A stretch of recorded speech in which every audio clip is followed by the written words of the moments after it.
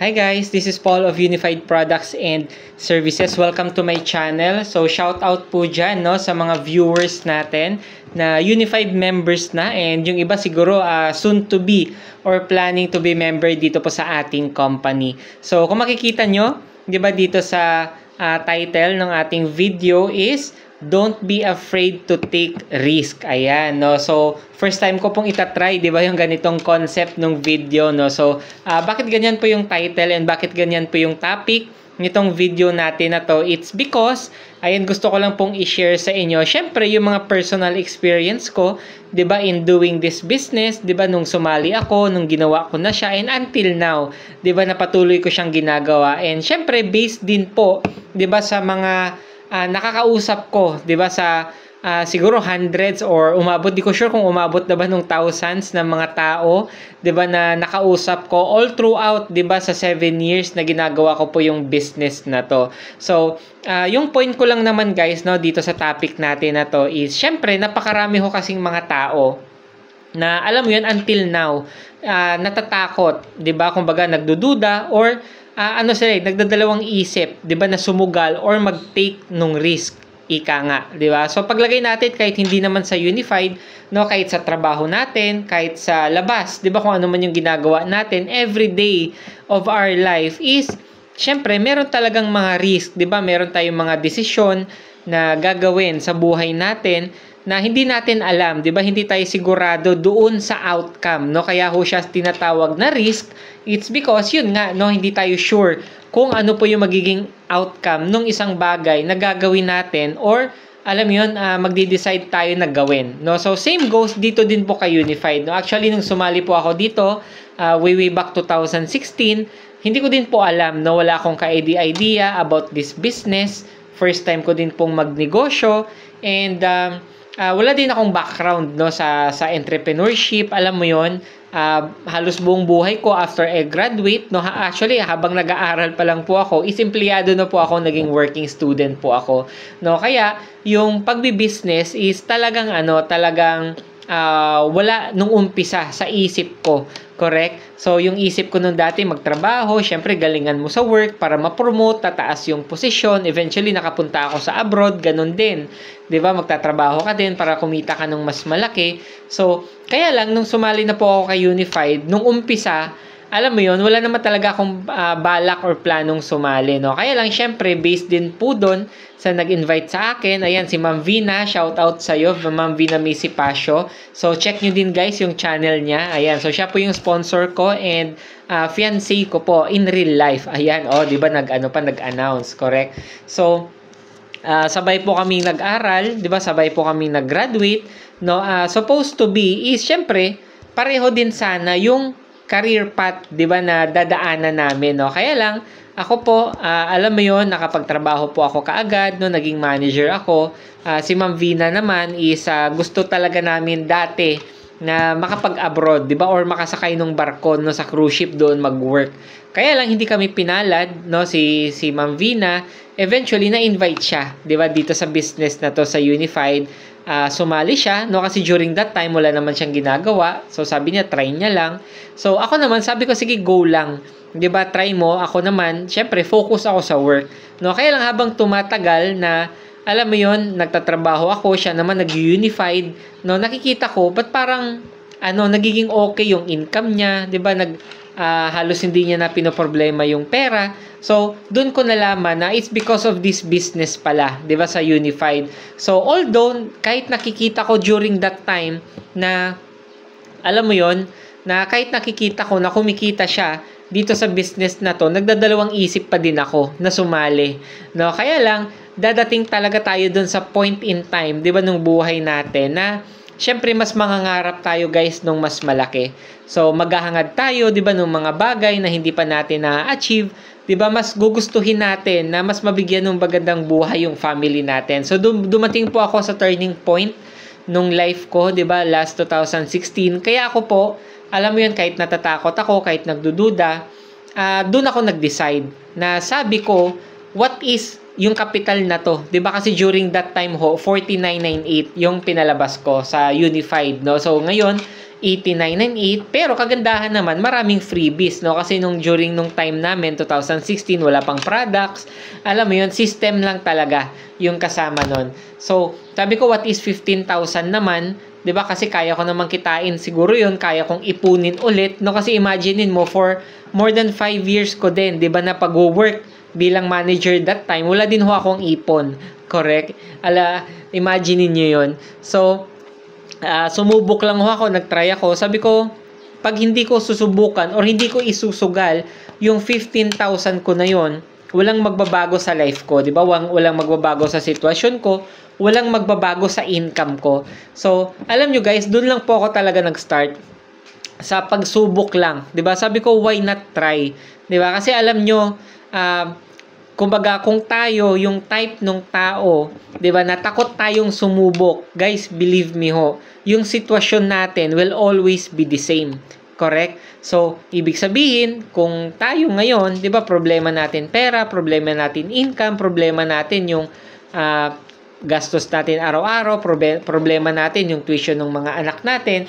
Pero, 'di ba, yung ginagawa natin is pare-pareho lang everyday, no? Either nagwo-work ka or either kung ano man yung ginagawa mo. Pag wala ho tayong babaguhin diyan or wala ho tayong idadagdag dun sa ginagawa ho natin, guys, believe me ho, after ilang months, after ilang years, we will always have the same problem, 'di ba? Yung mas malupit doon, 'di ba? Baka lumaki pa yung problema natin, no? Kasi tumataas talaga yung mga bilihin ngayon. So, ako, I'm just grateful, no, na I decided, no, last 2016 to start to join this business kahit wala ho akong kaalam-alam, no? Kasi napakarami hong mga tao ngayon until now, guys, no. Hindi ko sure kung isa ka din dito, no, kasi ang dami ko hong nakakausap, ang dami kong napepresentahan, ang daming nag-i-inquire sa akin, inexplain ko na yung business na to, no, and nagustuhan naman nila. 'Di ba? Actually, kaya nga, 'di ba, nag-inquire yung isang tao kasi nga nagustuhan natin yung negosyo na to. Kaya lang, after ng presentation, kahit nagustuhan, yung lagi nating sinasabi, ay hindi, Sir Paul, pag-aaralan ko muna. Ay hindi, sige, check ko muna. Kumbaga, pag-aaralan ko yung negosyo na to, titingnan ko muna, 'di ba? No, kasi guys, tandaan nyo, 'di ba? Sa buhay natin, wala akong sigurado. Correct? No? Lahat ng papasukin natin, 'di ba, kahit maglipat ka ng trabaho, mag-iba ka ng kumpanya, wala namang kasiguraduhan, 'di ba, na magiging okay ka doon pag lumipat ka ng company, 'di ba? Kahit mag-abroad ka, hindi naman assurance 'yon na magiging okay yung buhay mo, 'di ba? Magtayo ka ng sari-sari store, kahit ano, walang kasiguraduhan, 'di ba? And same goes in our business, no? Ibig sabihin, pag pumasok ka kay Unified, alam mo 'yon, dalawa lang yung pupuntahan natin, 'di ba? It's either magsasucceed ka, kikita ka ng malaki dito sa business na to, or either magfe-fail ka, 'di ba? Hindi ka kumita. Pero believe me guys, yung mga taong nagfe-fail lang dito ho kay Unified is yung mga tao talaga na hindi naman sineryoso or hindi ginawa yung negosyo na to, no? Kasi imagine mo, pag inaral mo lang to, 'di ba? Tawag ba nito, tinrabaho mo, pinromote mo yung business natin, 'di ba? Ginawa mo lahat yung tinuro, 'di ba, nung mga mentors natin, is imposible talaga na hindi ka kikita, no? Pero yung point ko ho doon, yung mga tao, syempre, na bago tayo pumasok sa isang opportunity, lagi nating sinasabi ay sige, aralin ko muna. Tama po. Imagine niyo guys, nung tayo nga, 'di ba, siguro nung nag-college tayo, 'di ba? Nung nag-enroll ka, 'di ba, namimili ka ng mga course, ano ba yung kursong kukunin ko, nursing ba, engineering, education, kahit ano, 'di ba? Inaral mo din ba? Hindi, yung nakikita lang natin yung dulo ay pag nakagraduate ako, nurse ako. 'Di ba? Pag nakagraduate ako ng engineering, engineer ako. 'Di ba? Pag nakapasa education, nakagraduate ako, magiging teacher ako. So yun lang yung nakikita natin, no? Pero nung pagbayad ho natin ng tuition fee, hindi naman natin alam kung ano yung ituturo sa atin. 'Di ba? Kaya nga ho tayo nagbayad ng tuition, 'di ba? Para turuan tayo ng lahat ng bagay na dapat nating malaman doon sa field na 'yon. Guys, ganun din ho dito kay Unified, no? Ibig sabihin, hindi mo kailangan alam lahat bago ka sumali. 'Di ba? Hindi mo alam na hindi mo dapat alamin, 'di ba? Paano ba mag-book ng ticket, paano ba magbayad ng bills, paano ba mag-load, 'di ba? Paano ba yung ganito? Paano ba 'yan? No, kasi guys, pag sali mo dito, lahat 'yan ituturo sa iyo. Na nagigets po ba? Sabi nga ni Sir Richard Branson, no, isa sa mga billionaire sa buong mundo. Sabi niya, if you see an opportunity, 'di ba? Pag may nakita kang isang opportunity at alam mong kikita ka doon, 'di ba? Sabi niya, join first. Ano ba yung sinabi niya doon? Sabi niya, basta yung point niya doon is kailangan grab the opportunity and learn after. No, so ibig sabihin, kailangan pumasok ka muna sa opportunity na yon. Then once nasa loob ka na, dun mo na siya aralin.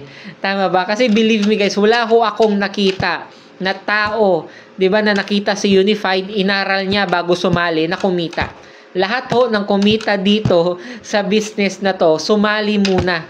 Correct? Tsaka inaral, tsaka ho kumita. Na nagigets po yung point, no? Kaya guys, tandaan nyo, kung ikaw nanonood, matagal mo nang tinitingnan si Unified, matagal mo nang alam mo yon, inaaral, baka ikaw ho yung isa sa mga tao na yon, no? Pagpasensya nyo na kung meron man akong nasabing alam mo yun, medyo masakit, pero ganun po talaga yung reality guys, no? Lahat po ng papasukin natin, wala hong kasiguraduhan, di ba? Walang assurance, walang 100% ika nga, no? Kasi kailangan ho lahat may effort, no? Tsaka decision natin. Pero, 'di ba, what if hindi ka nag-decide? What if hindi ka nag-take nung risk? 'Di ba? What if hindi ka tumaya? No, tandaan nyo guys, wala hong nananalo, 'di ba, na meron. Alam mo yung may sugal, 'di ba? Hindi ka tumaya. Nakatingin ka lang, parang audience ka lang, spectator ka lang doon. Hindi ka talaga mananalo dahil kasi sa buhay talaga guys, 'di ba? Kailangan mong tumaya, 'di ba? Kailangan mong mamuhunan, kailangan mong mag-effort para ho tayo manalo. Nai-gets po, no? Kasi napakarami hong talagang mga tao, mas inuuna ho yung takot nila. Mas inuuna yung duda. Napakaraming what if na tinatawag, 'di ba? What if di ako kumita? 'Di ba? What if 'di ba malugi ako diyan? What if 'di ba? Ang dami nating what if, correct? No? Pero what if yung what if mo na 'yon, o 'di ba? What if yung what if mo na 'yon, 'di ba? 'Di ba? Tandaan nyo guys, no? Yung what if mo na 'yon, palitan natin, 'di ba? What if kumita ako dito? What if dito ko makukuha yung mga pangarap ko? What if yung puhunan ko nabawi ko na doble-doble pa yung binalik sa akin? Na nagigets nyo, it's all in the mind. Kumbaga nasa utak lang talaga natin. Kaya siguro kung ikaw nanonood ka ng video na to, hindi ka pa member ni Unified guys, kailangan lang nating gawin, kailangan mo lang i-try yung negosyo na to. 'Di ba? Yung puhunan ngayon, starter package 18,998, 'di ba? So what is 18,998? Correct? Ako naiintindihan ko, sa iba siguro malaki 'yon, 'di ba? Kasi pwedeng pang grocery na 'yon, 'di ba? Isang buwan, 2 buwan, pang tuition ng mga anak natin. Marami tayong pwedeng paggamitan sa 18,998.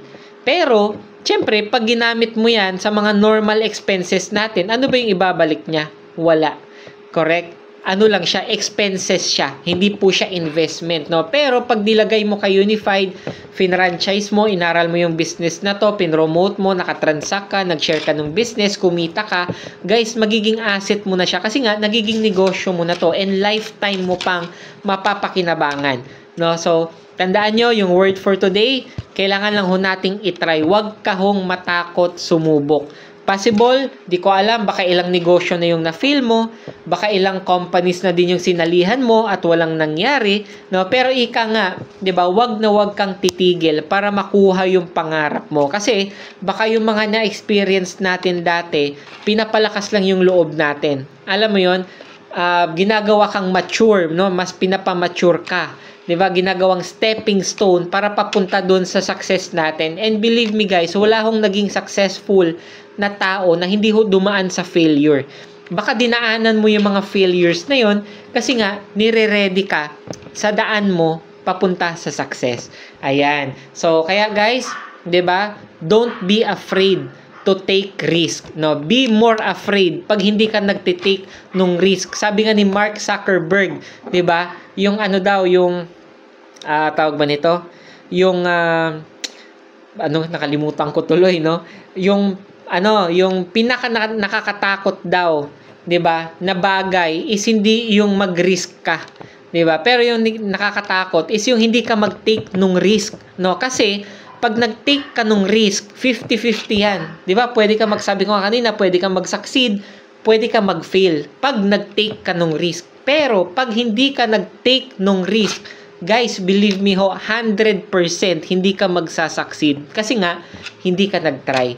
No? So, hopefully, sa mga viewers natin, meron kayong natutunan, meron akong na-impart na knowledge or motivation or inspiration, depende kung ano man yung pumasok sa'yo, no? Pero thank you so much siguro sa mga nakapagpatapos nung video na to hanggang dulo. So kung umabot ka sa part ng video natin na to, so please comment down below try.